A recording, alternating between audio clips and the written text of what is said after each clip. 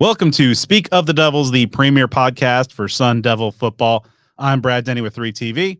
I'm Joe Healy with DevilsDigest.com. Joe, football is thankfully here. Fall camp week 1 is in the books. Week 2 is underway. We have a live show under our belt. We have so much to discuss. ASU is on the move. We hinted at it at the live show, but we didn't get a chance to really kind of dive in. But we'll do that today. We have great guests. I mean, we are in like mid-season form. A little bit later on, we're going to be talking to Ralph Amsden, good friend of the show, one of the most requested guests that we ever have. ASU wide receivers coach Rashad Samples is going to join us a little bit later, talk about the implications. The 2024 defensive back commit, Chris Johnson, is going to join us to talk about why he's coming to Arizona State from Texas. So much is happening.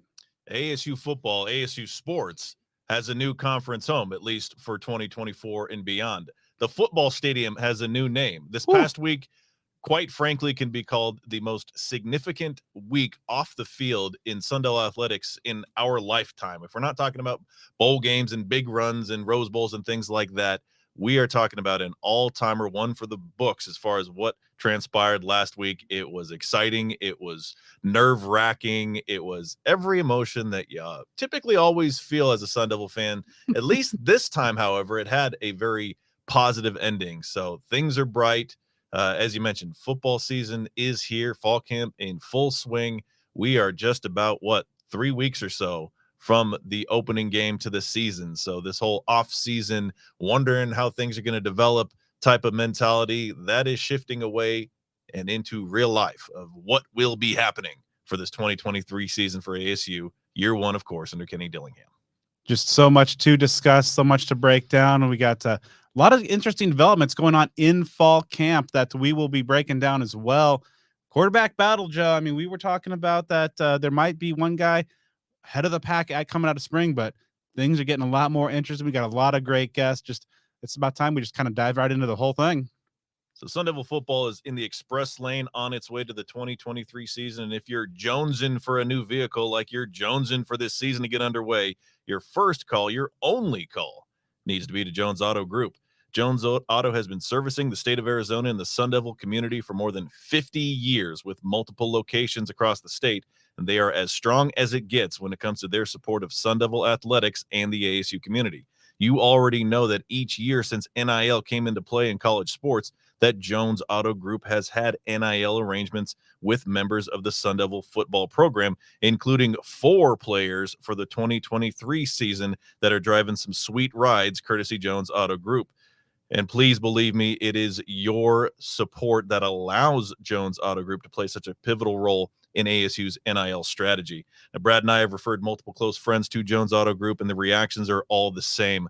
They've been thrilled with the entire experience and love the fact they get to work with a fellow Sun Devil. So the bottom line is this: why make such a significant purchase like buying a new vehicle with someone you're not sure if you can trust, or gosh, someone who might support that team down south? Don't do it. When you can work directly with Parker Jones, who's not only the owner and GM, but a third-generation Arizona State alum, and just like you, a die-hard Sun Devil fan. Here's his cell number. That's right. You can call or text Parker, the owner, directly and skip the awkwardness and pressure of car lot experiences elsewhere. 602-881-8998. Again, save this number for Parker Jones, 602-881-8998. At Jones Auto Group, the Sun Devil community is truly treated like family. If you're concerned about credit issues standing in the way of you driving the vehicle you want, Jones Auto Group will outline every possible option to create a winning game plan just for you.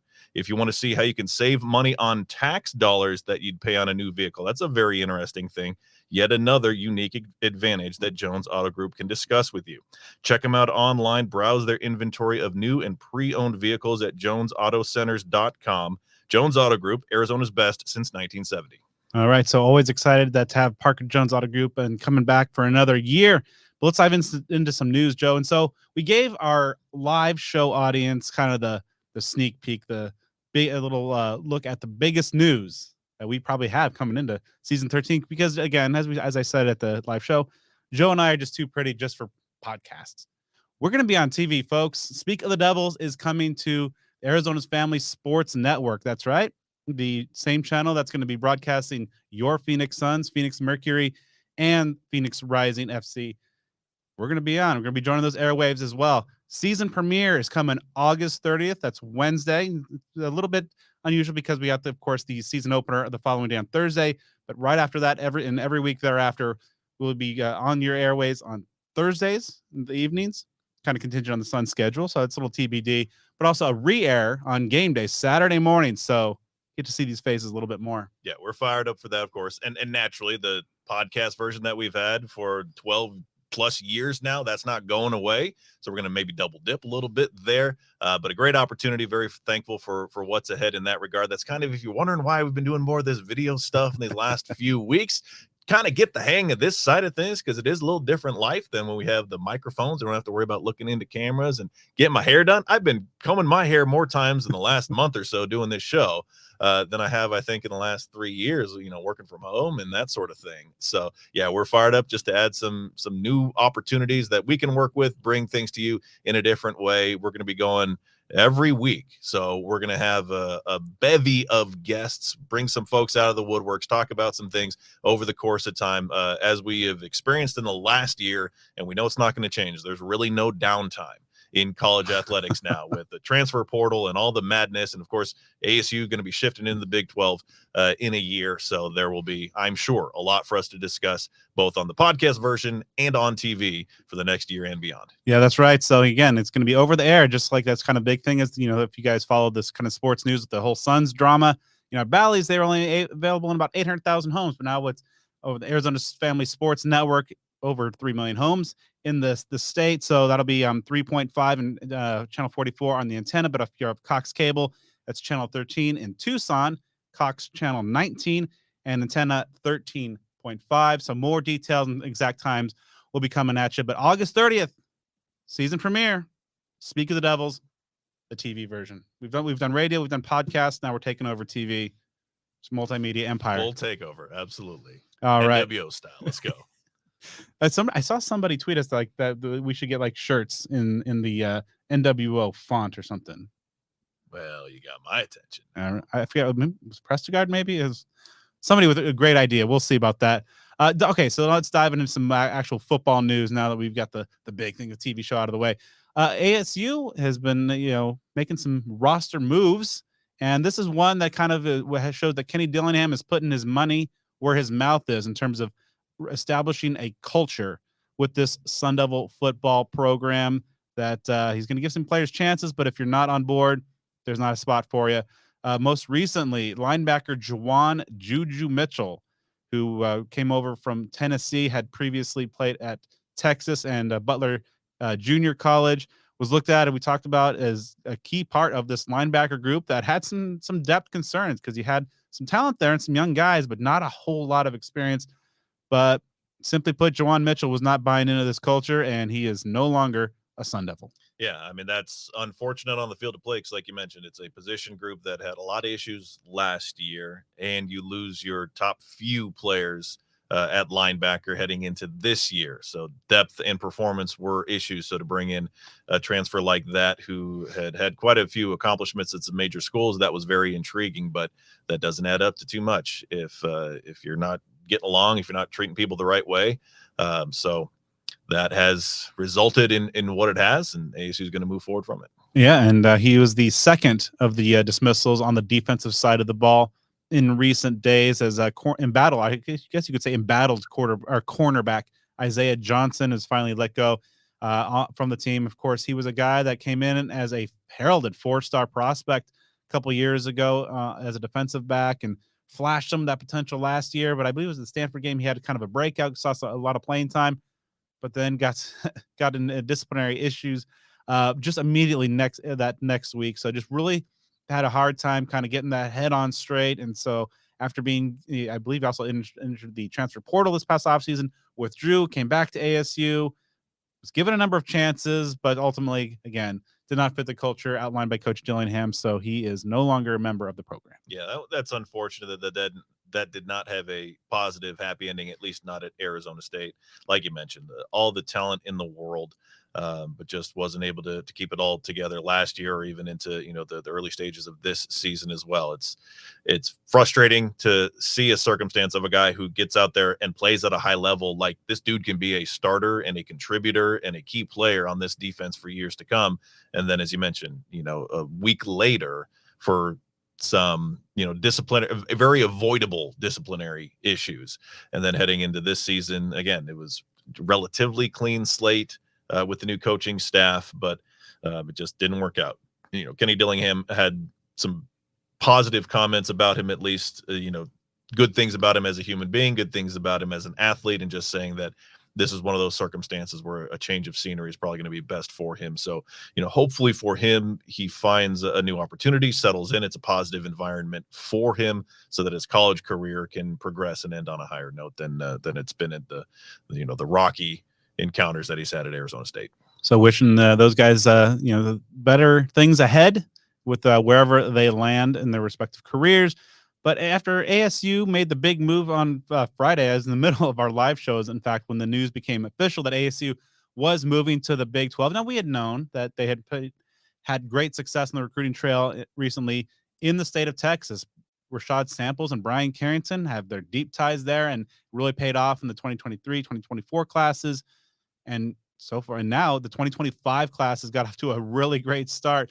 2 Texas players have announced their verbal commitments from the 2025 class to Arizona State, starting off with athlete Joseph Smith, a 3-star out of Spring, Texas, 6'1", 170-pounder cornerback prospect, a cousin of a current ASU safety Xavier Alford. And he even said about the Big 12 move, "I like that they're in the Big 12 because my family won't be too far and they can come check me out." So, and it's also, I think, as everybody on the internet immediately made the same joke, and it's great because that ASU joins the Big 12, and all of a sudden Joseph Smith is joining ASU and not going to BYU. I was going to say there's a joke to be made with that, yeah. And it's going to be a commonality with the next name we're going to talk about. ASU joins the Big 12, and you start getting some Josephs from Texas. A guy like me, a Joseph who's a native Texan, I can get on board with that. So this first piece of that 2-part puzzle, so far so good. And as we'll talk about with Ralph Amsden, ASU's been recruiting Texas hard, and so I know Kenny Dillingham has or could say that, hey, this is the objective. It has been the objective because we're thinking we're going to be moving to the Big 12. So you're going after guys in a talent-rich area or a state that has many talent-rich areas within it, whether it's the Dallas-Fort Worth area, Houston, whatever it may be, Austin, of course, and now it's going to be kind of a central hub for this conference that ASU is going to join. That works out perfectly.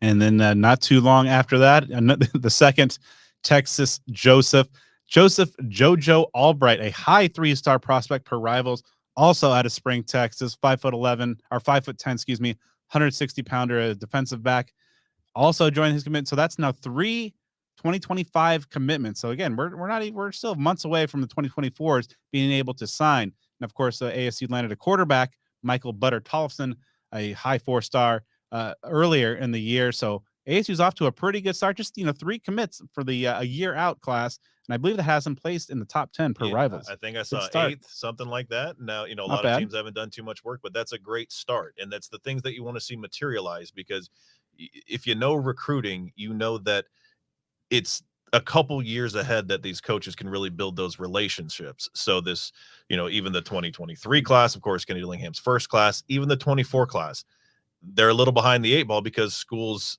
that ASU is competing with have been putting in work on these recruits for a few years.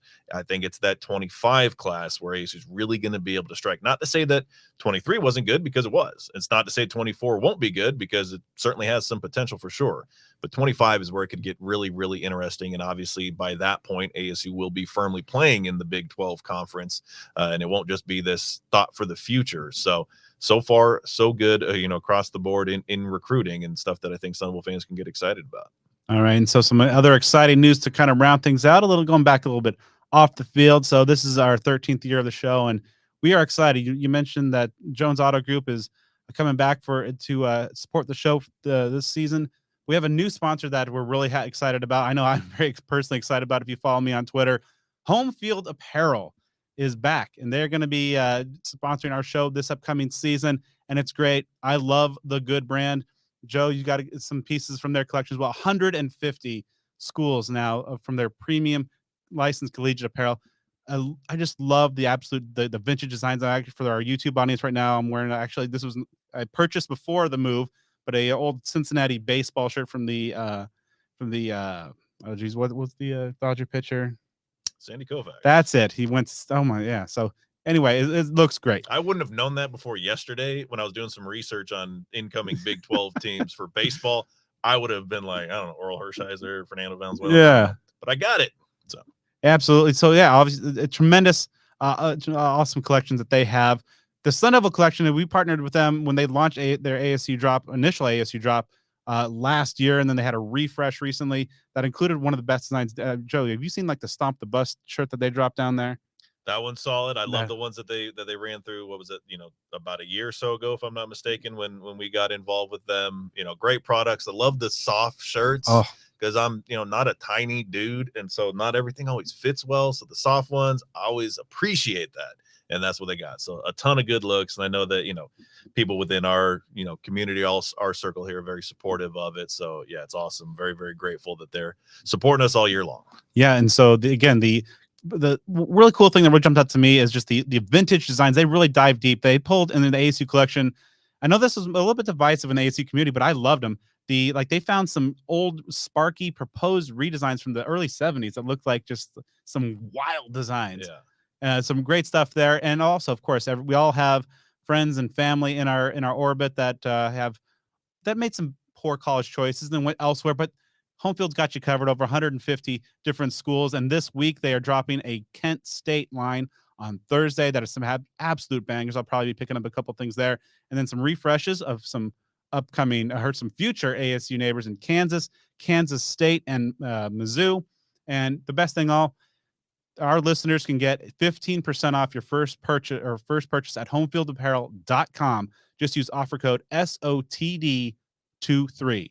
So that's SOTD23, 15% off your first order at homefieldapparel.com. Load it up. When you're getting 15%, you don't go for a small target. You No. know what I mean? You don't get like two things. You don't get like 30, 40, 50 bucks.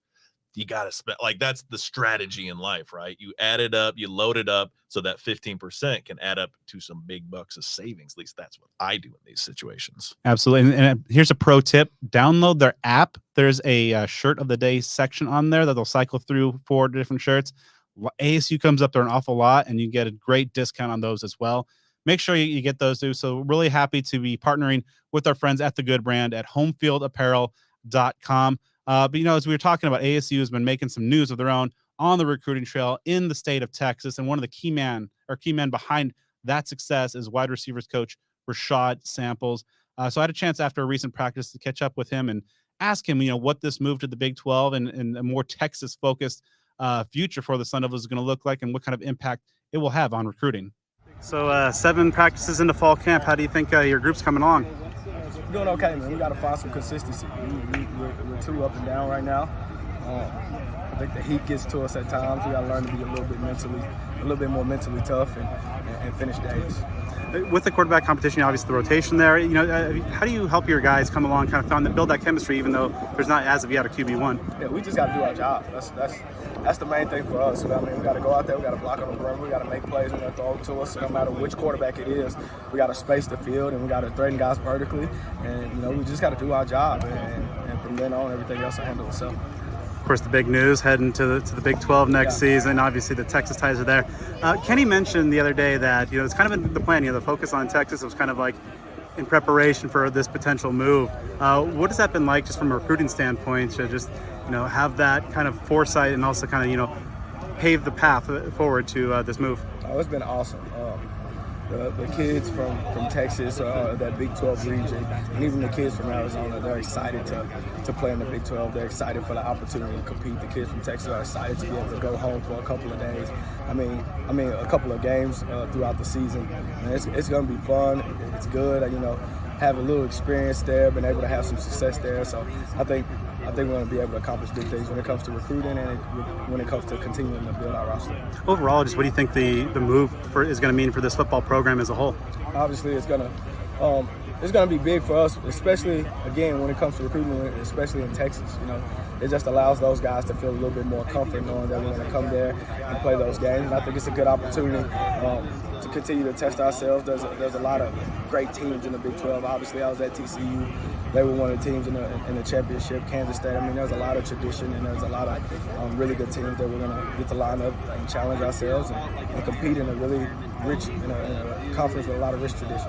What's been kind of, there's been a couple of commits in the last couple of days since the move. Just overall, what's kind of the vibe you've been getting out of the recruiting trail, hearing from these guys now that they know that ASU is going to be in that conference? Yeah, there's a lot of momentum in it. It's been good. The recruits have been excited.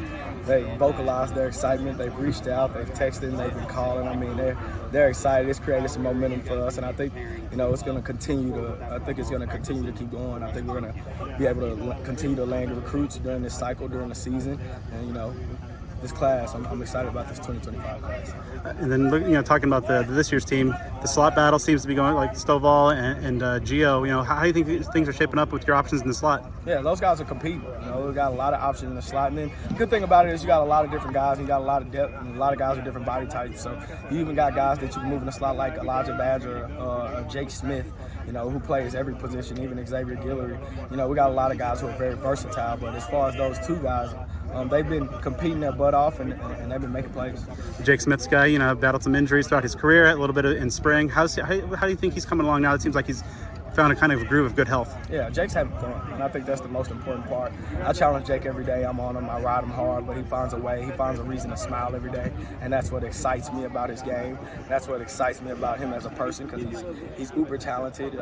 If he's having fun playing this game and playing it like he knows how, this guy's living for it. What's the top things on your to-do list to make sure that your group over the next 3 weeks gets accomplished to get ready for Southern Utah? Yeah, just continue to build on physicality and mental toughness. I think that's going to be the uphill battle for my group. Just continue to be physical on the perimeter and just don't. Every time we have a bad play, every time something goes wrong, don't go up and down like a roller coaster. Just stay level-headed, next play mentality, and be consistent. Who's the guy that maybe is kind of maybe surprised, caught your eye a little bit, having a good camp and making a name for himself? Thanks so much, bud. I mean, he's been playing his butt off. He got a lot of talent. I'd probably say Jake. I know we talk about Jake a bunch, but every day he does something that's very impressive. And I knew Jake was talented, but he's looking like his old self when it comes to having fun, taking the coaching, really honing down on his craft. I mean, he got a chance to make a couple plays in team. Jake's continued gradual improvement is great to see. Brad, with so much going on in Sun Devil athletics right now, and a time to be pretty excited about it, which might feel, a little bit off-brand, so to speak. You got to keep up with what's going on. Obviously, Brad and I are going to give you everything that we've got, but you got to be a member of the Huddle on devilsdigest.com. I know I've said this repeatedly, that every part of the year is the time of year that you got to be a subscriber in the Huddle, but we are there right now. I mean, there is so much going on to be in those conversations, in those discussion posts about what was going on with the Big 12 alignment, and Ho was given a lot of information there. That was well worth the cost of admission in that regard. But now, I mean, you've got practice updates as much as you can handle there. The season is coming right up, just a few weeks away. And then, as we all know, once you get into the academic year, football starts, and then that chain reaction starts happening. You get basketball coming up, baseball coming up. You got a lot going on. It's an active time. College sports is a 365-day-a-year news cycle. The best information that you can get up to the minute.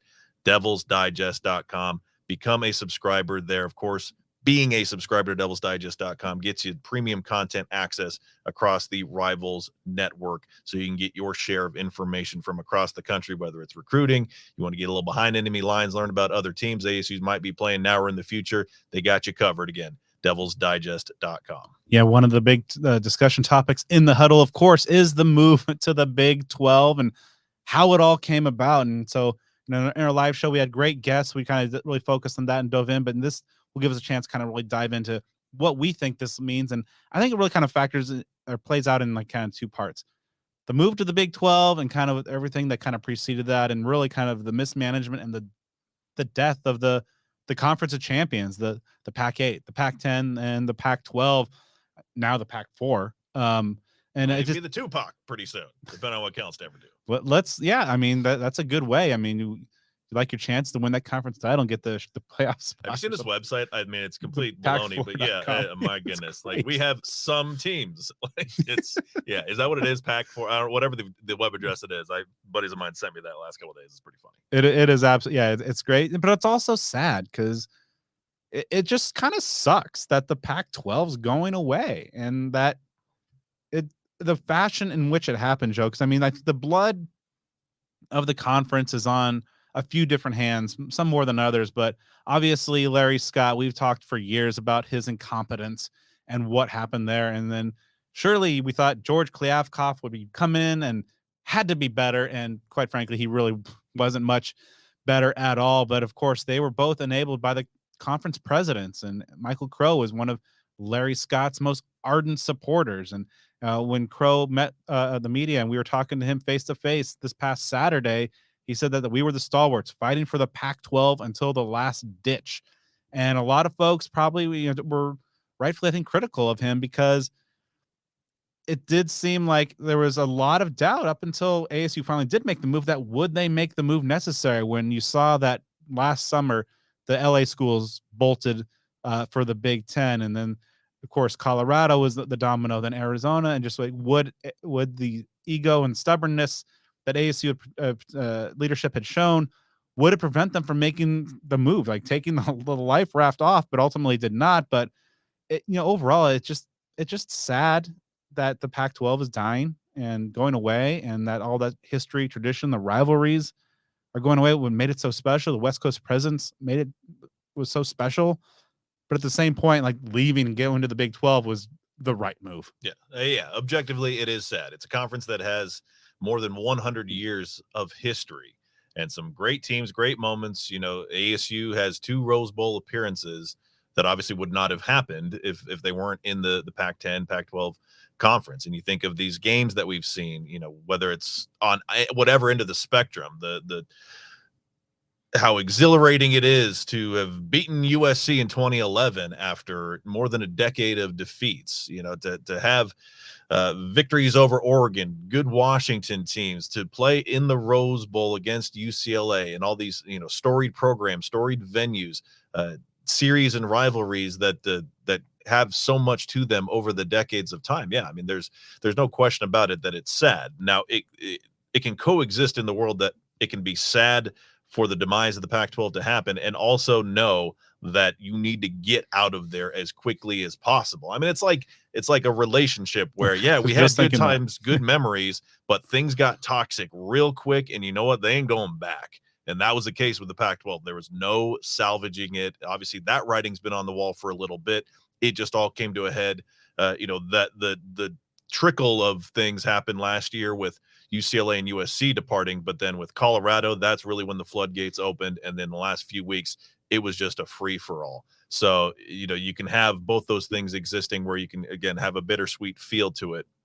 The Big 12 to me is a perfect landing spot for a few different reasons. Number one, you're not going terribly out of your way geographically, at least as you would if you're to be in, say, like the Big 10 or the SEC. Also, I think it's an opportunity that allows stability and growth and positivity for the future, where it's not a circumstance. And the phrase that I've used, like on message boards and in conversations, was,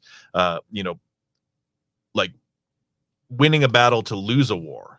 You kind of think of it in the opposite phrasing, but to get stability, say to go to the Big 10 or the SEC, not saying those were options, but you get stability, but you go there and it's hard to compete. ASU in pretty much all of its major sports are rebuilding in some ways. Baseball is still on the upward swing, trying to get back to its glory days. We know about football. Basketball has been pretty stable for a little bit, but area for growth there. You go into the Big 10, you go into the SEC, that makes life difficult in those areas. Like, is UCLA how are they gonna they're gonna like the check, but how competitive? I seriously have doubts about their viability from a competitive aspect in the Big 10. Yeah, I mean, for football, for sure. Basketball, different story for them. But again, it could be something where they've climbed the ladder a little bit under Chip Kelly, at least certainly compared to what it was 3-4 years ago, when many of us, myself included, thought that he was just going to be a goner there. How do they compete against the Ohio States, the Michigans, the Penn States, the Iowas of the world, and obviously they have USC, Oregon, and Washington coming along with them as well. That's a Are they challenging like thing. the 10th best team in that conference? Yeah, I mean, for the Big 12, when you get Texas and Oklahoma into the SEC next year, yes, you've got TCU had an incredible run last year, but they've had some ups and downs over the last decade or so, or in the time since they've been in the Big 12. Baylor, similar type of situation. Kansas State, a solid program, but not necessarily a world beater. So the opportunity for ASU to be kind of on par with where it's been in the Pac-12 and maybe have some opportunities for growth while having stability, while having more respect on a national scale, while having leadership within the conference that has competence to it, to me, that is the perfect marriage. You talk about that new conference leadership. Brett Yormark just absolutely played George Kliavkoff in this whole process. The cutting in line of the Pac-12 for the media rights renegotiation was pretty shrewd, and I think one of the key dominoes in this whole demise of the Pac-12 and getting them first and getting that stability set up there, and then of course we've talked about ad nauseum the fallout there, and then the LA schools and so on and so forth, the trickle down effect. So it's good to see that the new landing spot's going to have some pretty good leadership and at least forward thinking. The kind of buzz that we thought about Kliavkoff coming in as a guy with some media experience and some TV experience, but that ultimately did not pan out whatsoever.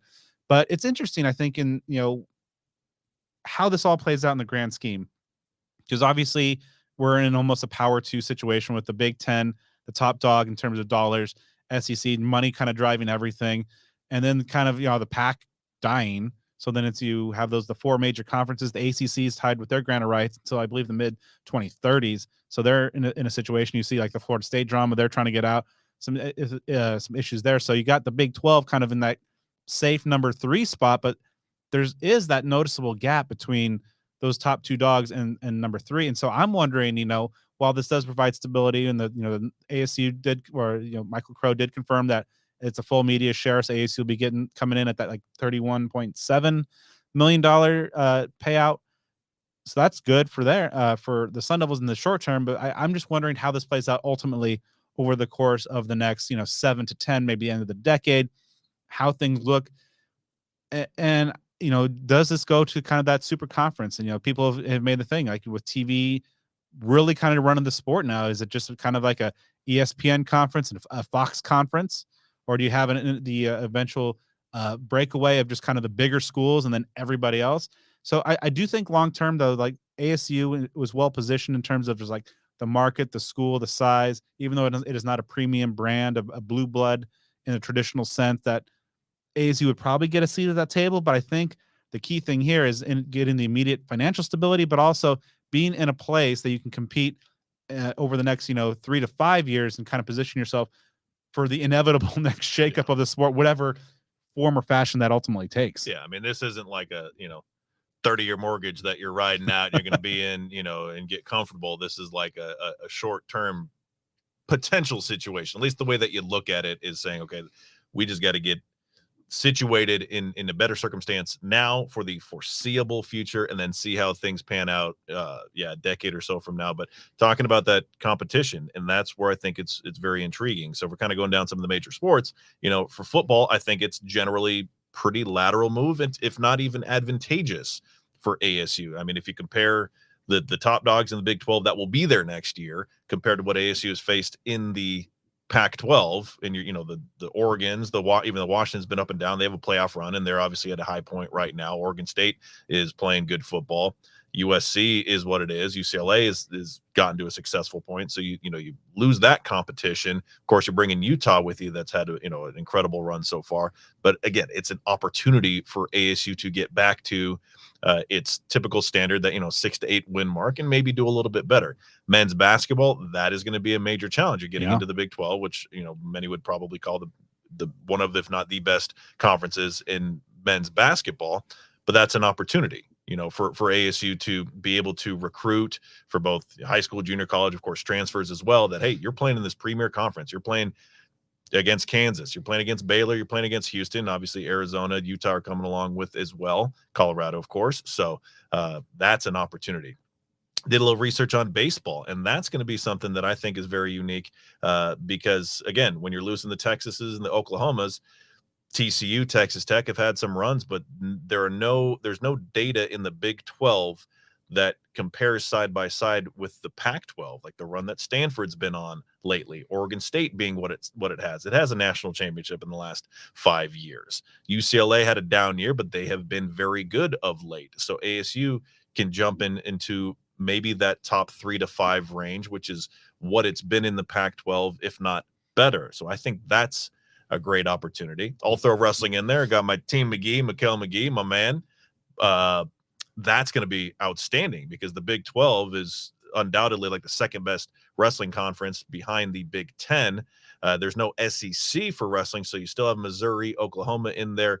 It's similar to the Pac-12 to where you only have a few of the traditional Big 12 schools that are in there, but you've got some others that are very good at wrestling, like a Northern Iowa is solid.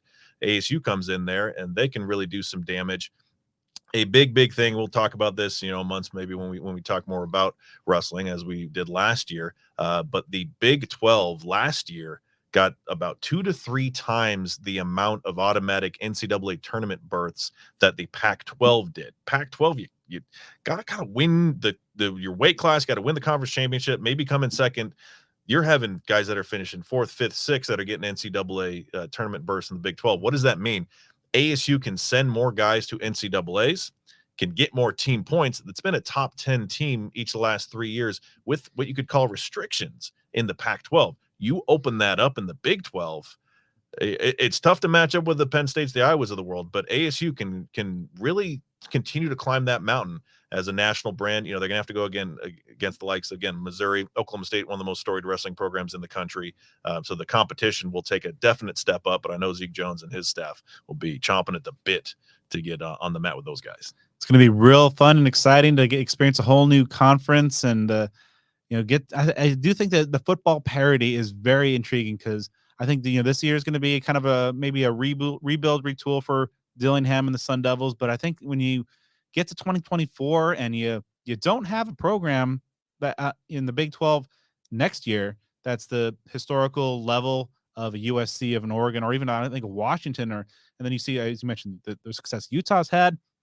I think things can be pretty wide open. ASU should be able to be competitive pretty quick and hit the ground running. So it's going to be real interesting to see exactly how everything shakes out. But I think it's an exciting time for Sun Devil athletics, for football, especially with all the attention that we got there. And it'll be interesting. You get to experience new places and start establishing some new rivalries. Some old rivalries, of course, will be most importantly intact. So I think we got to talk about, Joe, who's going to be like, what rivalries and teams are you most excited to see kind of ASU really kind of dig into and go at?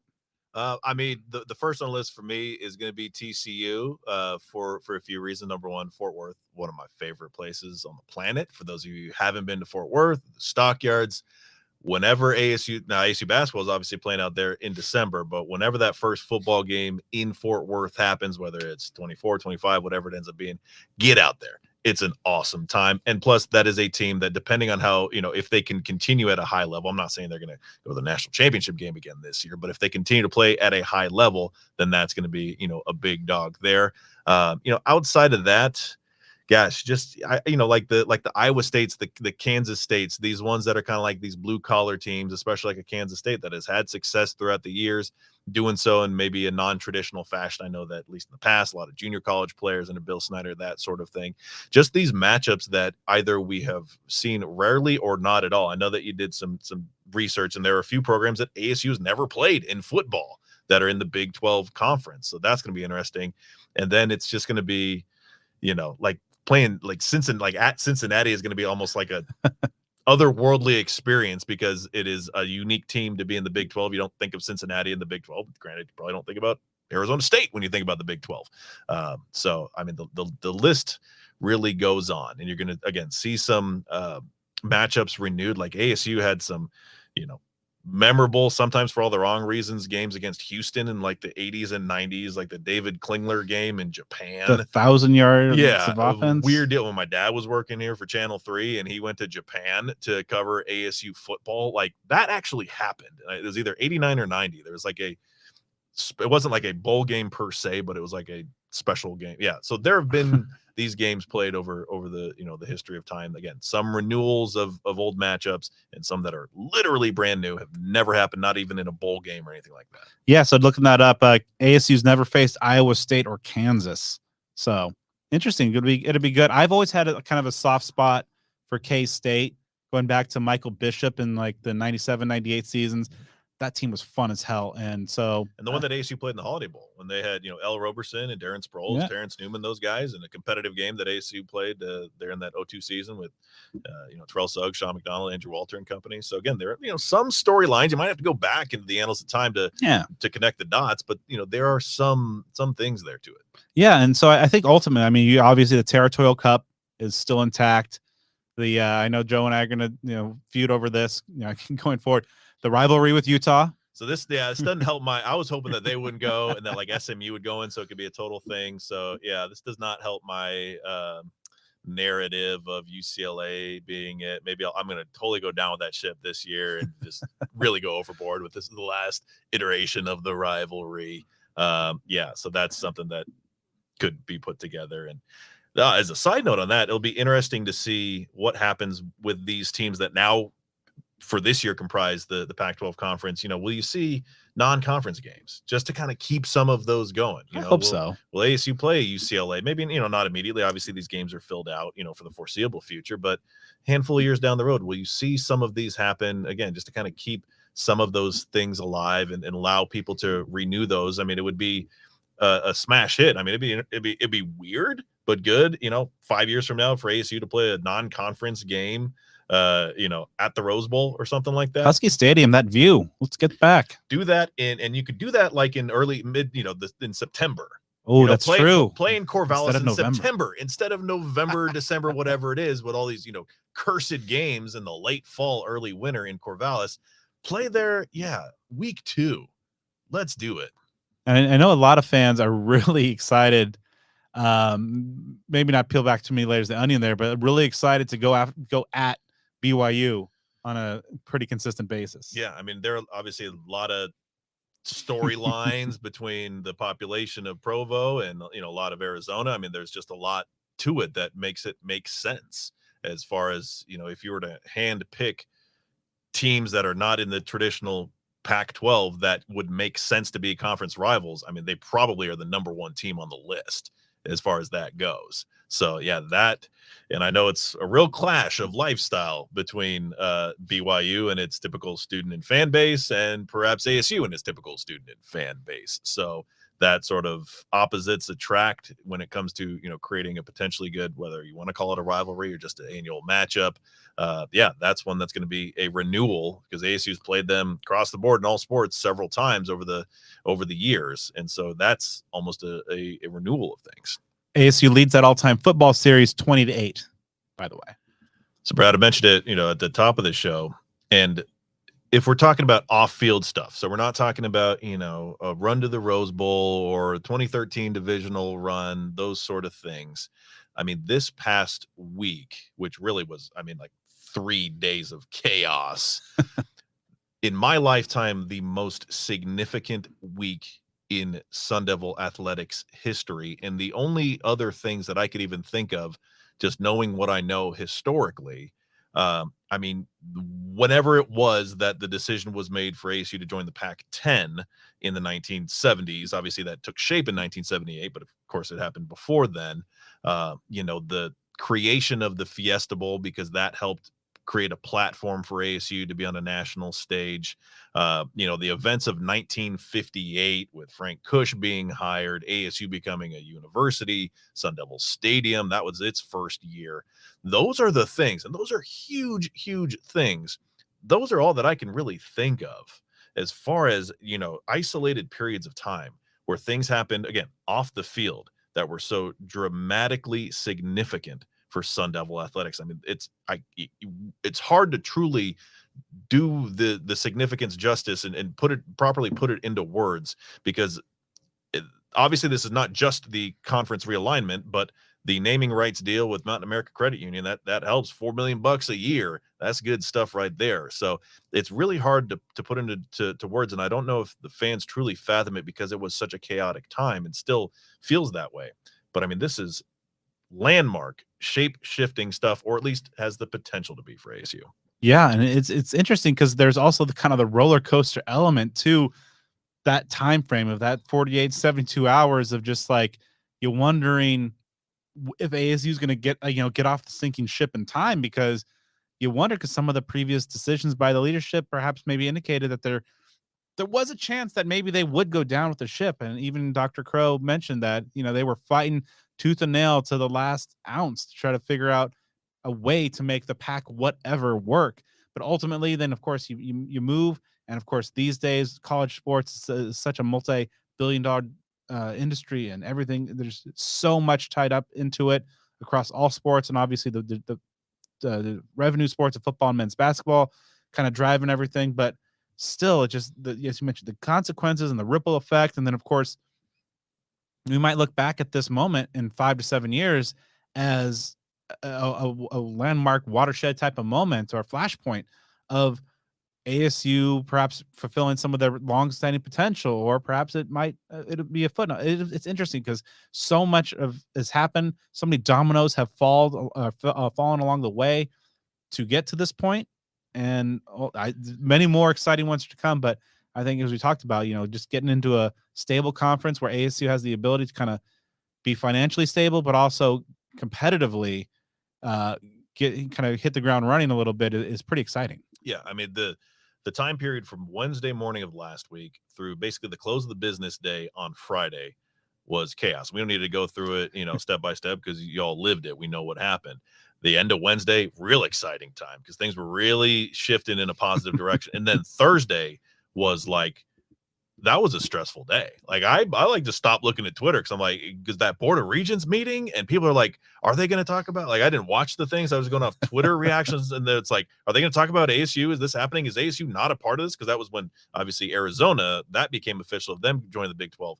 That day of Thursday, especially into Thursday evening, was just massively stressful for Sun Devil fans. Then you get to Friday morning, Oregon and Washington do what they do, and the ball starts rolling that direction. So those 3 days, man, that's a time period I don't think Sun Devil fans will ever forget. But it's a all's well that ends well situation, and whatever's going to happen in the Big 12, that remains to be seen. But you're jumping off that sinking ship when a lot of folks feared that ASU just might be if there was one school that was going to go down with the ship, if all 11 others found higher ground elsewhere, there were people that feared that ASU would be literally the one school to go down with the ship.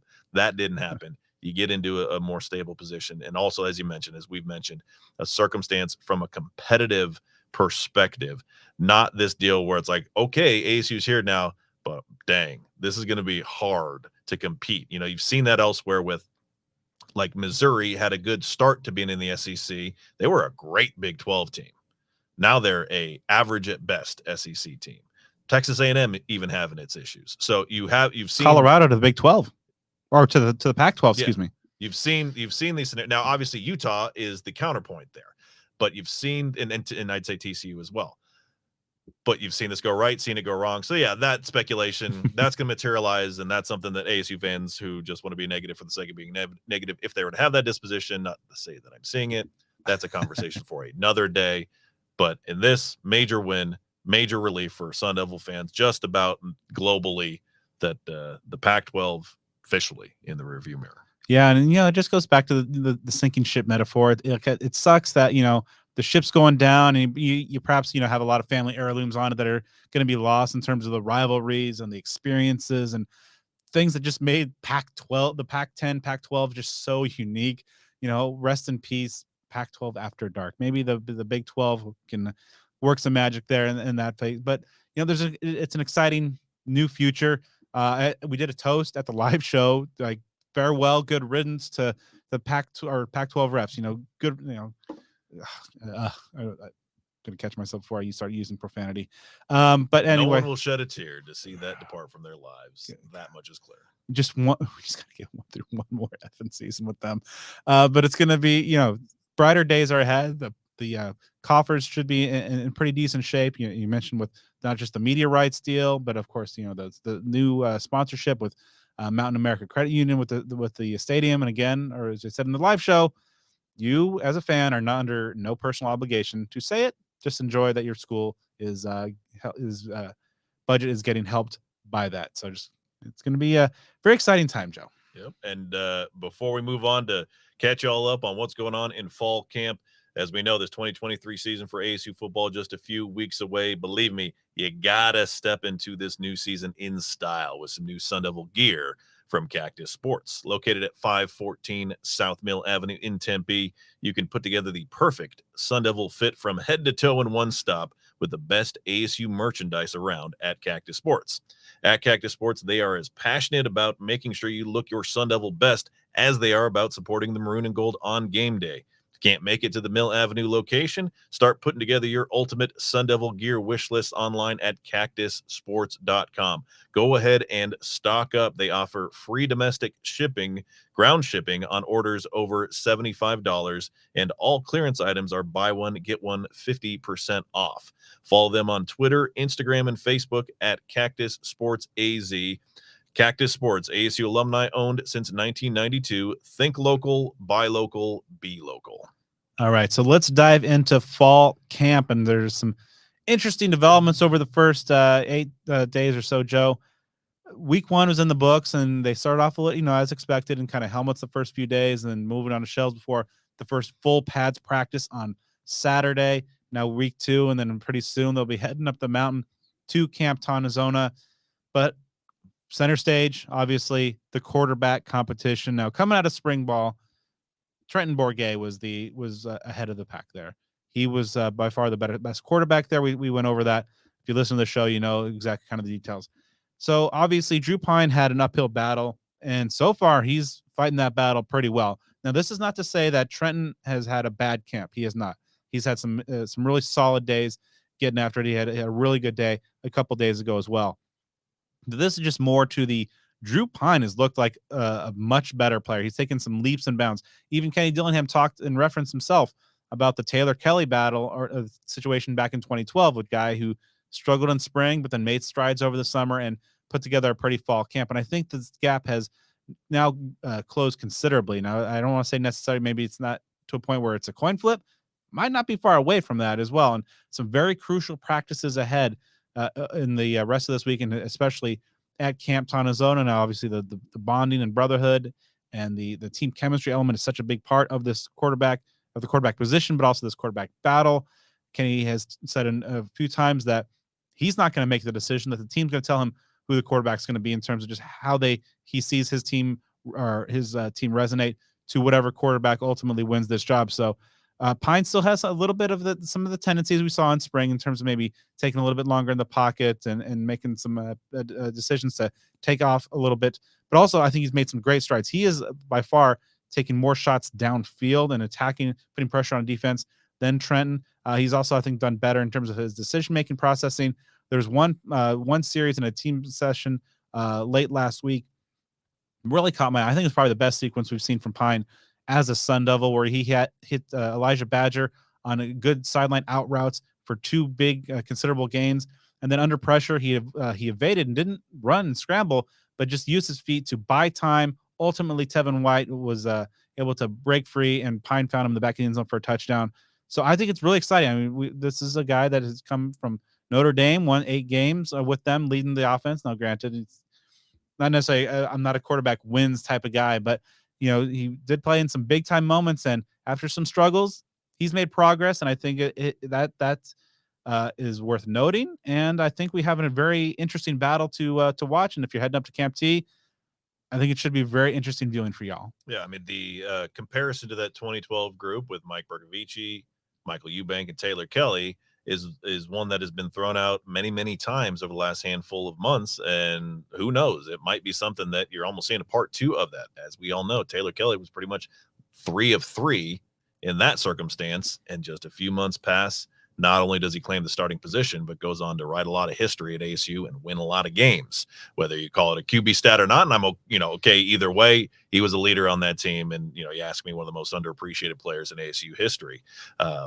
this is something that I think is a good thing about having a new coaching staff here is you don't necessarily um, have these emotional attachments to players that have been in your program for a while. And I'm not saying that in any way, shape, or form as a slight to Trenton Bourguet.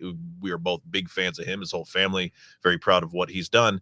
But what you know is that with Kenny Dillingham being a first-year head coach and the vast majority of the staff, obviously just minus Sean Aguano, being first-year coaches at Arizona State, it will be the case of the best man will win the job without any sort of, at least in theory, any sort of politics or emotional ties to a guy that's been there for a while. You want to give him the shot and let him be the guy and make sure that he does everything to continue to have that job. The best man will win the job. It's a business out there. So iron sharpens iron. As you mentioned, we're not saying that Trenton Bourguet has been leapfrogged or anything like that right now, but the competition certainly is thicker and stronger than at least I thought it would have been. I was not sure if Pine would really do what it would take to be in this position. As you mentioned, he's a scrapper, he's a grinder, he brings some things to the table that are different than Trenton Bourguet and others. So once again, going back to that cliche statement, they're going to put the best guys out there no matter what the position is. And so this competition can only be a good thing, as it will strengthen not only both these two competitors, but the others in the depth chart that are trying to find time as well. Yeah, and Jaden Rashada, the true freshman, is also, technically in this competition, he's seen some reps with the starting offense, but it is clear, I think, that this is he's probably destined for that red shirt. The arm talent at times has been pretty obvious. He's had one throw to Gio Sanders for a touchdown that just kind of was like through some coverage and just like the one spot he could put it. He placed the ball right on the money. But there's some learning curve there, and so I do think that's now clearly a 2-horse race that is really kind of heating up in recent days. So we'll see exactly how things transpire over the next week or so, probably, as we record this on Tuesday evening. So you want to make that decision. So it's going to be real interesting. Elsewhere on the offense, just kind of doing a quick rundown of some of the notable things in the position groups. At running back, Cam Scadaboo is looking like kind of that top dog, but Javen Jacobs is continuing to make his presence felt. I think he might be in line to maybe be that number 2 back.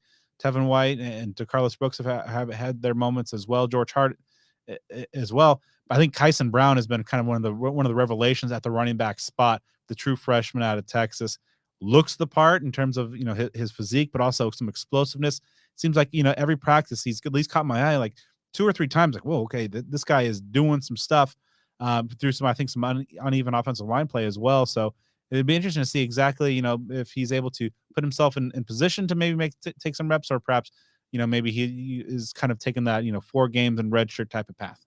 Yeah, and this has been another common topic that we've discussed over the offseason is what will the division of carries, the division of touches among the running backs be like? Because we are so predisposed to how things were under Herm Edwards, and I guess you could also, lump in Sean Aguano last year, where you got one guy and he gets a lot of work, and if you're running back behind him, good luck to you. A lot of the talk has been things will be spread out. And when you have these sort of circumstances where, you're talking 3, 4, 5 guys that are showing up, maybe at different levels of contribution, but they're at least making a name for themselves. So yeah, that's going to be, again, we've talked about it many times. Will it be Scadaboo getting the huge bulk and then just some scraps for the others? May not really be shaping out that way. Kyson Brown, someone with a high ceiling for the future. We'll see what the short term provides for him, but that's a name. And again, this no disrespect or slight to him. That is not a name that I thought people would be talking about here in fall camp. He was someone that was he was a long time member of the signing class, but kind of a weird deal where like he signed, but it wasn't really announced. Like it was just kind of a quirky, thing with that part of it. He just figured, with a little bit of depth getting Scadaboo, that it just might not be a guy that would, be much of a contributor this year or create many storylines, but he had a different plan in mind. So that's someone that, again, bright future at ASU. We'll see. Yeah, so we'll see exactly how the workload shakes out. But yeah, Cam's looking like that lead dog at this point. Talking about the pass catchers, now the studs are doing studly things. Elijah Badger, Xavier Guillory, Jalen Conyers, all doing exactly what you'd like to expect. So, as we talked about, I think in our fall camp preview, is how is the rest of the guys kind of shape out? Geo Sanders and Melquan Stovall are having a really good battle at the slot position. Sanders, I think, is maybe having a little bit of edge there. Stovall is making some good plays in his own, so I did think there's some good options there. Jake Smith is really excelling, I think, in as one of the outside receiver positions. You heard Rashad Samples really kind of sing his praises a little bit ago. One guy that kind of has jumped out to me, and perhaps I might be guilty of writing off a little bit, is Andre Johnson, the veteran wide receiver from Tolleson, been around the program for a number of years now. I thought that perhaps he might get a little bit lost in the shuffle of just so many new faces within that wide receiver room. Obviously, you have kind of your top two guys, but these last few practices, maybe 3-4 practices, he is making some plays on a daily basis, some big time plays, making some downfield, especially just in some big chunk plays. There was one play where he was able to catch a long touchdown pass, kind of going through Shamari Simmons and Jordan Clark, two guys who are putting together a pretty solid camp of their own. But so I might be guilty of writing Andre Johnson off a little bit too early, but we'll see if he can keep it up. Because again, there's a lot of very talented guys, some that are having pretty strong camps. So it's going to be interesting to see exactly how many of these guys are going to find themselves in the consistent rotation. Andre Johnson's a guy that has shown up here and there, kind of in that mold of like a Gary Chambers, like a TJ Simpson, someone that may not have these eye-popping statistics, someone that has, typically has a few guys ahead of him at the depth chart, but man, can put it together, looks the part and can put it together. I mean, I know he's been around for a while. I think back to like that UCLA game during the COVID season when he had a few plays. I think that was when everything was getting called back for penalties. That was a miserable game, but just some flashes of what he can do. Jake Smith, man, I mean, I'm really, really, really hoping that guy can put it together and put it on the field for a number of reasons. One, almost maybe not selfishly, but selfishly for the program. It would be a real good look for Kenny Dillingham and Arizona State, I would anticipate, in local recruiting if they can get him back healthy, performing after the nightmare that he's gone through as Jake Smith of the last couple of years, going from Texas to USC, major injury issues, pretty much fallen off the football planet. If you can resurrect his career for a guy that we've talked about many, many times, the National Gatorade Player of the Year, we're talking about at least in one context, Gatorade, sports drink, thought he was the best high school football player in the country when he was out there at Notre Dame Prep. So if he can come in and contribute at ASU, I certainly think that can't hurt in recruiting locally, especially from the transfer portal, which we already know Kenny Dillingham and ASU are going to hit heavy as far as those who are from Arizona make the decision, at least for their first college, to go out of state or to somewhere other than ASU. And then they reevaluate their options. I think Jake Smith could potentially be like the poster boy for that sort of thing. Maybe kind of like a Christian Westerman was, 10 years ago in the pre-portal days. Oh, by the way, if he performs, then that just helps ASU because this guy has quite a bit of ability, and it would just be a great story to see someone whose career seemingly was significantly impaired, impacted, maybe even ruined theoretically by injuries if he can come in and contribute. So great to hear about the wide receivers stepping up along the depth, and you still have the high level ones, the Badgers and so on that are doing what they're doing. Just a very different landscape of that position group than even a year ago, after you had the exodus of the likes of, Ricky Pearsall, LV Bunkley Shelton, Johnny Wilson. We're trying to figure out what's this receiver group going to be like. The year-over-year difference, personnel-wise and potentially talent-wise, I think is something very significant. All right, moving to the offensive line, a group that Kenny has been pretty impressed with. Myself, though, I've been out there every day, and I don't know. There's been some shuffling due to some guys getting banged up a little bit there. So a lot of guys kind of seeing some time. Isaiah Glass continuing to be the left tackle there. And I think Sione Finau, the Purdue transfer, has a good shot at locking up that left guard spot. Leif Fatanu at center has been pretty good as well. Now, Aaron Frost, of course, coming back off an injury that kept him out of spring ball. So Emmett Boley has been seeing a lot of time at that right tackle spot. And I thought he looks like a guy who's, added to his physique, but also played pretty well. And, this is not an easy Arizona State defensive line to contend with, especially when you got the edge tandem of BJ Green and Clayton Smith. But so Aaron Frost also has seen a little bit of time at guard where he does have experience in his past. So it'll be interesting to see exactly how this line is able to kind of gel and see, if some of these guys are able to come back and get healthy, and how the shuffling comes out, because I think, as we talked about, there's a lot of very talented playmakers and weapons on this offense. But if you're not able to win at the point of attack, and this is an offense that's going to try to run the ball as well, it could kind of have a negative domino effect on the entire line. But we'll see exactly how things shake out there with some of the stuff kind of at the guard spots and perhaps on the right side. Yeah, that I think one of the biggest things we talked about it when we were breaking down some of our preview content, solidifying a starting five as quickly as possible, running with that group so you can get them to be cohesive, you can get that continuity, those reps together. Obviously, it's good to get other players action. It's very good when players like maybe an Emmett Boley earn their way into reps, even if it's kind of alternating with other players. So that's a good thing, because you got to have depth. You got to have guys that are ready to be that next man up.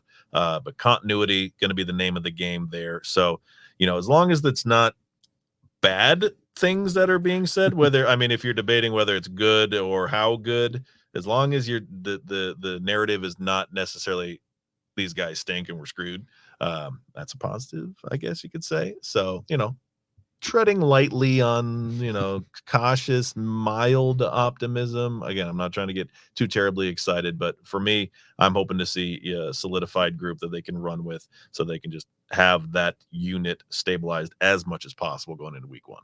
All right, switching over to the defensive line, and the edges are continuing to do great things. BJ Green, Clayton Smith are locked in. They're looking like a tandem that can perhaps put together 15, 20 sacks between them. They have been really exceptional. Again, and that also might lead into something like how much of it is them being great and perhaps the struggles on the offensive line.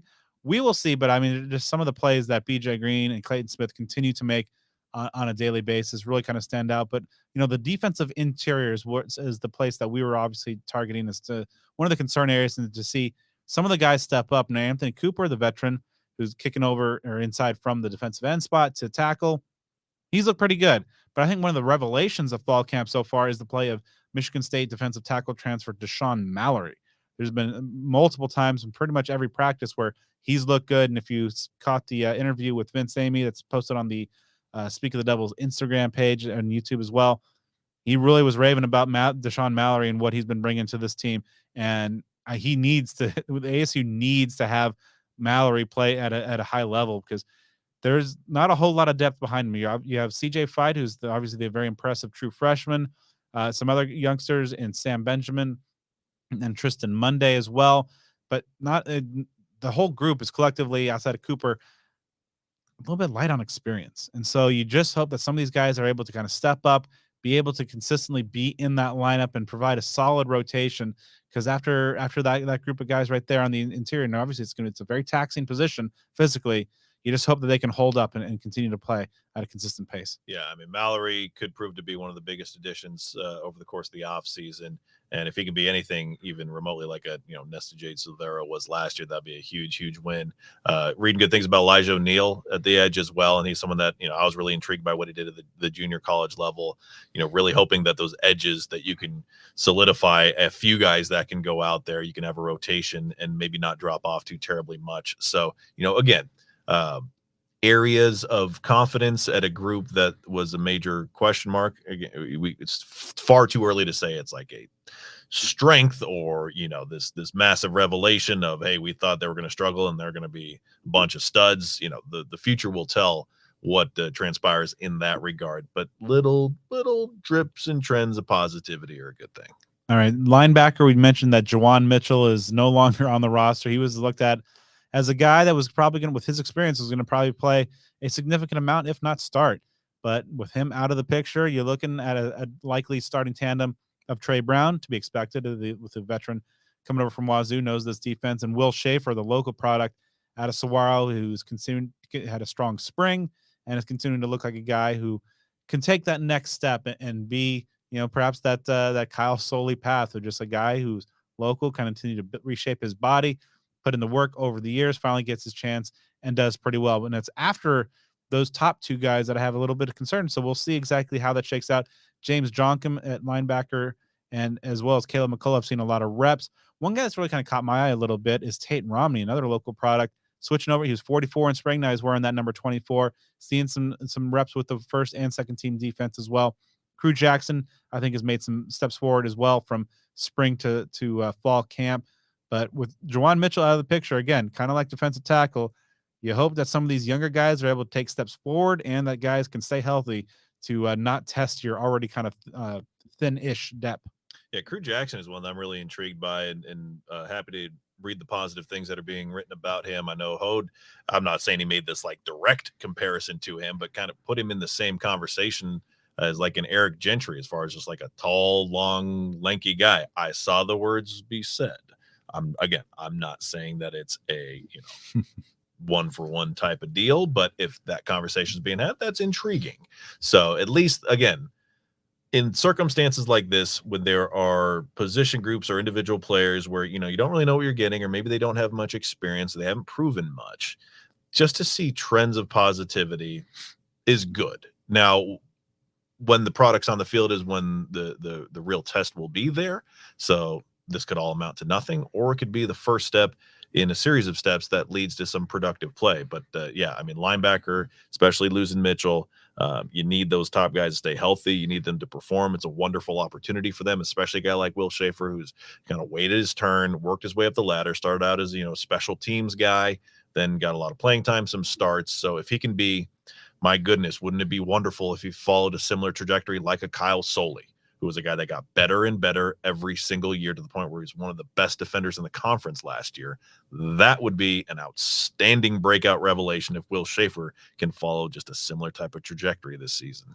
Moving over to the defensive backfield, and there's some of the guys kind of like wide receiver that you expect to be good. Ro Torrance is putting together a good fall camp. Shamari Simmons and Xavier Alford at safety have continued what they did in spring, where they were outstanding and have been outstanding in fall camp. So looking at some of the other guys who are jumping out as well. And to me, the cornerbacks opposite row have all been pretty good. Ed Woods and Mason Williams, obviously guys who are very familiar with and have been in this program for a number of years. They've looked pretty good, but one guy who's really kind of jumped out, especially as a summer newcomer, is Dee Ford. Now he's seen time at nickel, but also at corner as well. A shorter guy, and I'm going to go on a limb. One of my hot takes here, I think he has some like Kobe Williams potential in terms of a guy who, if he was 3 inches taller, might be talked about a lot more in terms of perhaps the media attention or even draft attention. But he's just kind of one of those technician types, kind of makes up for his lack of size with just great technique, and he's been having a really, really strong camp. There was a great sequence in one of the practices recently where he was locked up with Elijah Badger, and there was a fade ball thrown, and D had great coverage, was able to defend the pass, fell incomplete, and he was made a comment as he was walking off back to the line of scrimmage after the play that you can throw the ball 1,000 times, he ain't going to catch it. Kane Dillingham heard that, and so kind of put a stop to the session. It was a red zone session, and had them line up and do kind of another one, and so it kind of continues the fun yet competitive aspect of camp, and kind of guys are really responding to that pretty well. That next pass, defensive pass interference, but okay, but it was still good to see. I mean, Ford should take nothing away from Ford having a really outstanding camp so far. But another standout is freshman safety Montana Warren.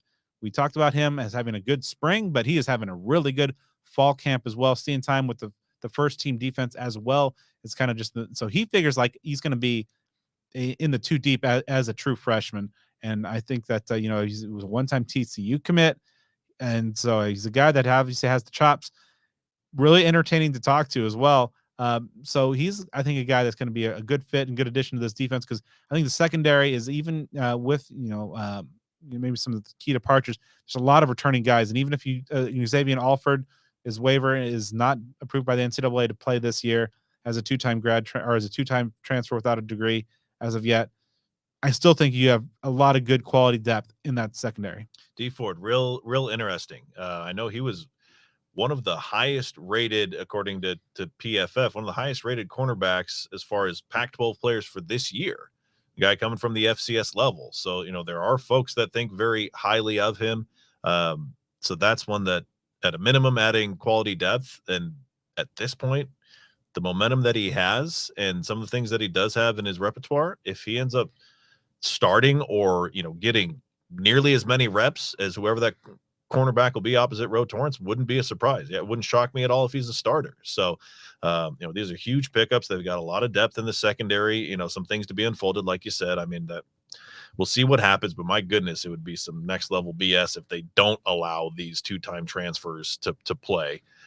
Jake Smith would be another one on offense. He's in a similar boat in that regard. But yeah, a lot of competition, a lot of bodies. The ASU has had defensive backs for years, and this new staff has replenished what was there from before, what wasn't there from before. So an area where, yeah, a lot of intrigue on defense, especially the secondary, those edges. You feel pretty confident as long as that interior line, the linebacker can hold their own there. It could be a defense that makes some significant strides from the whatever that was last year that we saw. All right. So before we close things out with another look from one of our awesome sponsors, just some guys that I think have raised their stock over the first 7-8 days of fall camp. And this isn't necessarily a comprehensive list of guys that have having a good camp, because again, like, you're not gonna hear like Jalen Conyers and Elijah Badger, Xavier Gilly, because yes, they're really good and they're having really good camps. But Drew Pine, again, I think is really kind of made this an interesting quarterback battle. Jake Smith, mentioned the corners, Ed Woods and Mason Williams. Gio Sanders and Bryce Pierre, I think, are really making some big plays in the passing game. Dario Longetto has been phenomenal in fall camp. He is hitting everything. I think he had his first miss yesterday, which was, I believe, the 7th practice or 8th practice of fall camp. It took him a while, and these aren't just all chip shots he's taken. He's hitting from over 50 plus consistently and with some room to spare.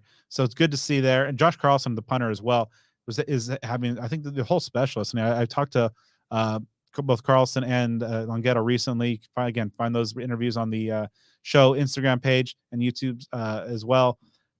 They really kind of credit Steve Roush and Roush Kicking and for helping them kind of find even greater success than they had previously in their careers. In terms of the newcomers, Deshaun Mallory, Kyson Brown, and D Ford, all are jumping off. So a lot of guys making some moves there. And so obviously there's some position battles and some depth chart stuff that will get sorted out here in the coming weeks. But I think center stage, though, it's obviously the quarterback battle. And so we'll of course be tracking that. But now I think we still have some intrigue as we head into the heart of week 2. Yeah, it's great that a lot of the names just listed are backups.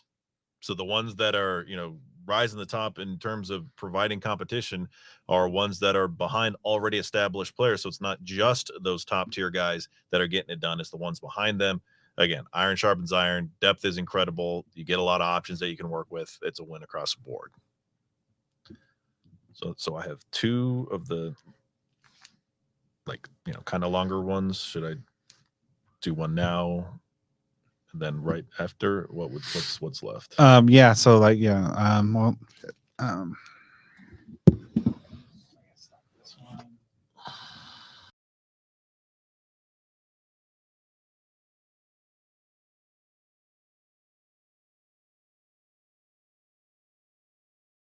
So some breaking news to share with you, Brad. Just like Kenny Dillingham's staff are hot on the recruiting trail, we have made some 5-star acquisitions of our own, starting with adding Burrito Express. Hell yeah. To our family of incredible sponsors. That one, a long time coming. It's a perfect fit. A family-owned business that began in 1995. A combination of authentic recipes, competitive prices, and a comfortable atmosphere makes dining with Burrito Express a unique experience. You've seen their passion on Twitter. You've seen how incredibly active they are with supporting Sun Devil student athletes with a multitude of NIL deals. So it's safe to say if you're a part of the Sun Devil family, Burrito Express is a business well worth your support. And oh, by the way, the food, absolute fire, top tier grub all the way. Burrito Express has 6 Valley locations, 2 in Gilbert, 1 in Mesa, 1 in Chandler, 1 in Scottsdale, and the Tempe location near Rural and University, just about a half mile from Sun Devil Stadium. Open 7 a.m. to 3 p.m. Monday through Friday, while some locations are open as early as 6 a.m. during the week and 8 to 3 on Saturdays and Sundays. You can order online at theburritoexpress.com for pickup or delivery. Be sure to give them a follow on Twitter and Instagram at BurritoEXP and on TikTok at Burrito Express AZ. Welcome aboard, Burrito Express. Yeah, so I've covered every practice, and so that's like 7 practices. And as you mentioned, the proximity to ASU and the practice field especially is right there. And practices have been wrapping up after interviews about 11:30, 11:45. I think it's like 4 or 5 days I've made the trek from wrapping up interviews at Kachikawa over to Burrito Express to get my BSB with the red salsa. Delicious. And I guess this will, to the point that how good the burritos are. Jalen Conyers gets there. I ran into him actually after one of the practices. He actually doesn't get the salsa because he says the burritos are so good. And I think that's weird. So is that kind of like the same vein of people who are like real like barbecue snobs who say like you don't need barbecue sauce if you got like the right seasoning and the meat is cooked. He is a appropriately, Texas like, guy, something yeah. like that. Hey, okay, you might have something. Texans know a little bit of something about some burritos as well. He's not coming from like New York City, like the old El Paso commercials or whatever. So I could take I could take Conyers' advice on this for sure. There's a wise man. Yeah, but I mean, I go with the red sauce. The sauce is great, but yeah, the BSB, the Breakfast Supreme burrito, is my go-to. I've been there a lot. They know my order. All right, I walk in. I got the machaca hot. I got that. Ooh, get that with cheese. Because again, they jumped right into supporting us at our live show. They're handing out free burrito cards. We were able to hand those out to every single person in attendance. That's a big deal. When I picked those up, of course, I got some grub. That was one of what I had. And I actually preserved it. So I didn't have it on the spot there. Didn't want anything, wanted to be light on my feet for the show so we could be agile. But I had it the next day. And it was killer. Leftover next day burritos, man. That was good stuff. So you cannot go wrong. Once again, we're thrilled to have them on board. I mean, they are firmly entrenched in the Sun Devil community. So it's a perfect fit. Glad we're able to make that happen. So welcome aboard, Burrito Express. Go get you a burrito. It's delicious. And on that note, let's also go into another great interview here. ASU, of course, is making some great moves on the 2024 recruiting trails. We talked about the 2025 commits earlier on in the show, but the 2024 class is still ramping up to be a pretty good one with signing day opening up in December. And one of the big time commits so far on the list is defensive back Chris Johnson out of, not to no surprise, Texas as well. Also comes from an NFL lineage. Had a chance to catch up with him a couple weeks ago. So some good stuff with ASU's 2024 DB recruit. All right, let's start off with a big question, Chris. Why was Arizona State the right place for you? I mean, after going on all those visits and stuff like that, I was going on all those visits and stuff like that, and then just trying to, I like Oregon a lot, I like Utah a lot. I didn't go to Utah, but I like Utah a lot. I like SMU a lot. And then, but being out in Tempe the first time in the spring for my unofficial, I try to compare a lot of places I was going to on my officials to Tempe, and Tempe just kept winning out. So I just feel it was the right move. When you're making your visits and you're out here in Tempe, you're getting to see the program up close, interact with the coaches, the players. What things kind of jumped out to you most during those visits when you're here face to face? Definitely, I look for a lot of, because coaches are going to sell everyone that they want them, stuff like that. So I kind of dig deeper into the voices of the players on the team and how they really feel about it. What was some of the feedback that those players gave you when you kind of talked to them and try to get kind of the sense of what life as a Sun Devil's like? One of my good friends now, Xavier Alford, he told me that he went to USC and Texas before coming to Arizona State, and he just kept it real. He was just like, Coach BC really wants you in Rodney. He was like, take it from someone that's been at, two of the biggest schools in the nation, USC and Texas, and then, finally going to a smaller school and then finally being able to blow up and turn into the player he knew he could always be. Obviously, Brian Carrington has done such an amazing job on the recruiting trail.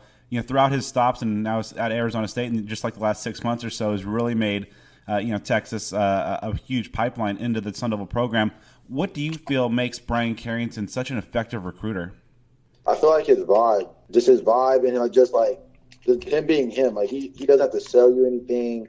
he's just him, and the way he just builds relationships with everyone is just different. Like he's just himself all the time, and I mean he's just a genuine guy that wants the best for everyone. Even if they don't pick his school, I mean he's still like his track record says it all. I mean, Bijan Robinson, all of them, and they all said they came off of a relationship.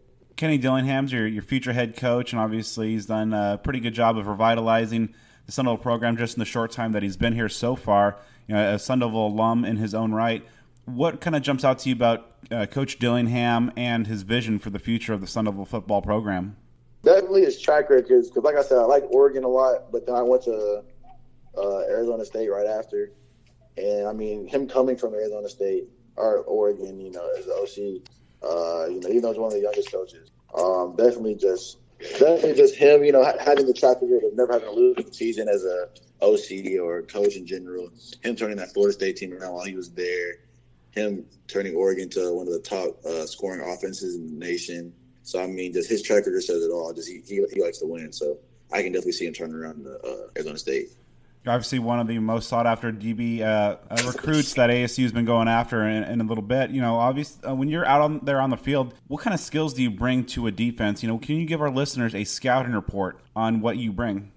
Most definitely bring my physicality and confidence to the field from snap number one. You know, it's just like if you don't come to hit, if you don't come with confidence, you already lost. So, I mean, you gotta start what you know and just build off of that.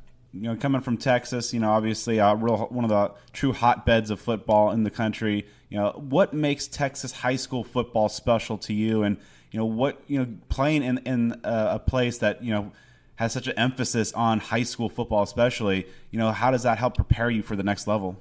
I mean, I feel like Texas, other than like the powerhouses like California, stuff like that, like California, like Mater Dei and IMG, I feel like Texas has the most powerhouse, real genuine type of Texas football, because I mean it's just different in Texas. That's all we prioritize, to be honest. Like it's either football or really nothing in Texas. If you can be good at football in Texas, you're as far as you can. So I mean, definitely it's just like different in Texas for sure. Throughout the recruiting process and getting to know this Sun Devil team, the coaching staff, and specifically the Sun Devil defensive scheme that defensive coordinator Brian Ward likes to run, what kind of stands out about this defensive scheme and what it asks of its DBs? To be honest, me and Coach Ward didn't really go through the scheme a lot, but we did. Me, him, and Coach BC did sit on a Zoom call for about 3 hours, and he just saw how he told me how he sees me fit in their defense, playing nickel, safety, corner. So just giving me more opportunities to go on the field early. And so, I mean, that was a really good thing here. Now, of course, you have a dad who was an NFL veteran and obviously has a world of experience in his own right. You know, how valuable was that to have, you know, somebody to help guide you through you know, the recruiting process, but just, you know, kind of life in football and advancing and going, you know, through the levels? You know, how valuable was it to have that resource with you? Definitely coming from someone that, like my dad's at the JUCO route, wasn't that big in football at first. We were kind of a track guy, and then he kind of just trusted the process, wrote it out, and just to see how far he came with it, you know, that's really inspirational. And just hearing, you know, when he gave me some advice, I really tried to, you know, listen to it and, you know, put my foot forward to, you know, go out and do it the same way he did it. Because, I mean, coming from someone that's done to the best ability, you know, win a Super Bowl, I mean, he can't really tell me no wrong when he won the Holy Grail, to be honest. You got one more year of high school ball before you're making that jump up to major college football. What are some of your goals that you have set forth for your senior year? Definitely get a couple more picks, you know, show off my ball skills a little bit more, and show off my top speed a little bit more. Because I've been running track. I run track all spring, and then definitely win state, just another state championship. You know, when you look forward to, you know, about a year from now, you know, what really kind of excites you the most about playing major college football, putting on the maroon and gold, and, you know, playing for the Devils? Definitely just proving that, you know, just because I picked a smaller school, that we're still coming the same. You know, it's more of a team thing. And then being 16, I'm gonna barely be 17 when I take my first snap of college football. So just, you know, just showing that I'm one of the youngest out there, just hanging with the big dogs, just, you know, putting on for myself. I mean, it just always gives me a chip on my shoulder that I always walk with. And a huge thank you and shout out to the wonderful folks at the Spaghetti Shack. As you know by now, Spaghetti Shack Not just Sun Devil owned and operated, but owned and operated by a former Sparky the Sun Devil, with 3 locations, one up in the cool temperatures of Pine Top and 2 in Tempe, including an ASU location just 1 mile from Sun Devil Stadium that is open from 11 a.m. to 10 p.m. Sunday through Thursday and 11 to midnight on Fridays and Saturdays. Go and get your fill of spaghetti, meatball sandwiches, and more. Hey, Mondays, it's buy one meatball, get one free all day. Tuesdays, they have their famous spaghetti tacos. Catering also available. And like all our sponsors, the Spaghetti Shack, deeply involved in giving back to the Sun Devil community and the Tempe community as a whole. So next time you're looking for some grub, support a Sun Devil small business that is owned and operated by die-hard Sun Devils. You can find them on Instagram, TikTok, and Facebook at The Spaghetti Shack, and on Twitter at Spaghetti_Shack. Check out their menu, hours, locations, and more online at thespaghettishack.com. The Spaghetti Shack, takeout for the pasta-loving people. I believe they're also rolling out, the Italian sausage now. I haven't tried that yet, so I got to get down there and try that because obviously the spaghetti tacos are great. The spaghetti, of course, is great. The meatball subs can't miss. So good stuff going on there, and that's going to do it for this episode of Speak of the Devils. I'd like to thank some tremendous guests on this episode: Ralph Amson, of course, Rashad Samples, and Chris Johnson. Make sure you stay with the show on the social media side of things. Football season is here, folks. It's going to be great. You can find the show on Twitter at SOTD Podcast, on Instagram at Speak of the Devils, on YouTube, Facebook as well. Give me a follow on everything at BDenny29. And you can follow me on all the things at Joe Healy 42. And the last thank yous and shout outs to our wonderful sponsors. I'd like to extend a big time thank you to longtime sponsor Sun Devil Family Charities, a 501c3 nonprofit organization created primarily for the purpose of raising funds to provide financial assistance to Arizona State University alumni, students, staff, and immediate family members adversely affected by medical issues. Monetary donations are always appreciated and support those in need due to an unexpected medical condition. Sun Devil Family Charities also has volunteer and sponsorship opportunities available that you can learn about on their website. For details about Sun Devil Family Charities and other ways to support them, check them out online at sundevilfamily.org. If you're a Fry's food shopper, I know I am. If you want to support Sun Devil Family Charities without spending a dime more than you already do, check out sundevilfamily.org to sign up today for Fry's Community Rewards simply by linking your Fry's card to Sun Devil Family Charities. Don't have to spend any extra money. This wonderful charity gets supported. That's a win-win. We're also thrilled to welcome another new sponsor for this year in Smashin' Devil, a Sun Devil business built on pride and passion.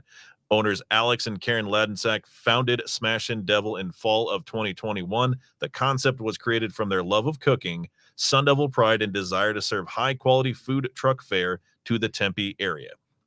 They are diehard Sun Devil fans and proud season ticket holders to ASU football, basketball, hockey, and baseball. When they aren't cooking, you can find most of them at the nearest Sun Devil athletic event. Smashin' Devil brings pride and passion to the food they cook, centered on delicious smashed burgers, signature smash and sauce, and vegetarian options. You can sub Impossible Meat for any dish they make. They are open for pickup and delivery 9:30 a.m. to 1 p.m. Monday through Friday for their summer hours, and located in Tempe at 2013 East Cedar Street. Check out their menu of burgers, burros, and more at smashin'devil.com. Follow them on Twitter, Instagram, Facebook, and TikTok at Smashin' Devil. As an unforgettable Sun Devil famously once said, "Passion is what makes life interesting." And once you're done supporting our amazing and growing lineup of sponsors, make sure to drop us a 5-star review on the podcast platform of your choice. If you're on Apple, especially, we're closing in on 200 reviews. So that really helps the show. Drop us a 5-star, especially you Apple users out there. And Joe and I will be back next week. A lot to talk about as we recap week 2 of fall camp, including the scrimmage at Camp Tonazona.